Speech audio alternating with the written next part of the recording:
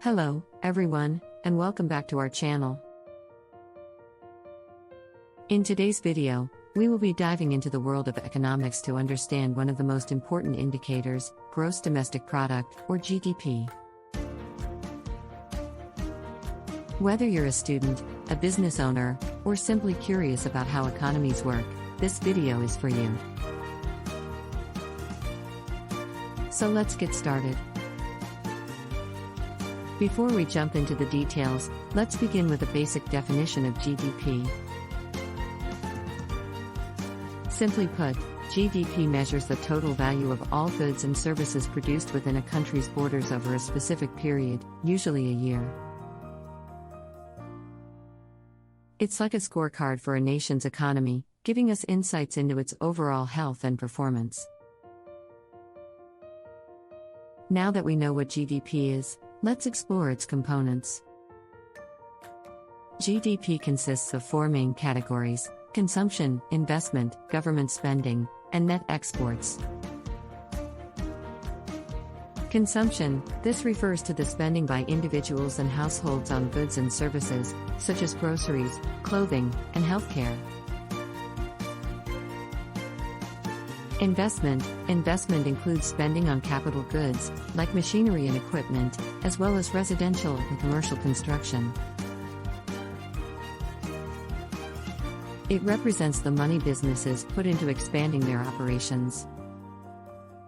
Government spending: this category encompasses all the expenditures made by the government on public goods and services, such as infrastructure projects, education, and defense. Net exports: net exports are calculated by subtracting the value of imports from the value of exports. A positive net export means the country is exporting more than it's importing, contributing to GDP, while a negative net export indicates the opposite.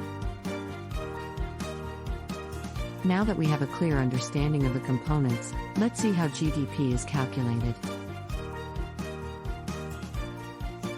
There are two primary methods: the expenditure approach and the income approach. Expenditure approach: this method adds up all the expenditures we discussed earlier, consumption, investment, government spending, and net exports, to determine the total GDP. Income approach: the income approach, as the name suggests, focuses on calculating GDP by summing up all the incomes earned in the economy, including wages, profits, rents, and interest. While GDP is a widely used economic indicator, it's important to acknowledge its limitations and understand its uses. Uses of GDP: GDP helps us compare the economic performance of different countries, analyze business cycles, and make informed policy decisions. It provides a snapshot of economic growth and serves as a foundation for economic forecasting. Limitations of GDP: GDP doesn't account for factors such as income distribution, quality of life, environmental sustainability, and the informal economy. It's crucial to consider these aspects when assessing the overall well-being of a nation. Another important concept related to GDP is real GDP and GDP per capita. Real GDP: real GDP adjusts the nominal GDP for inflation, giving us a more accurate measure of economic growth over time. GDP per capita: GDP per capita divides the total GDP by the population, providing us with an average measure of economic well-being for individuals in a country. And there you have it, an overview of gross domestic product, GDP, and its significance as an economic indicator. It allows us to assess the overall economic health of a country, compare different economies, and make informed decisions.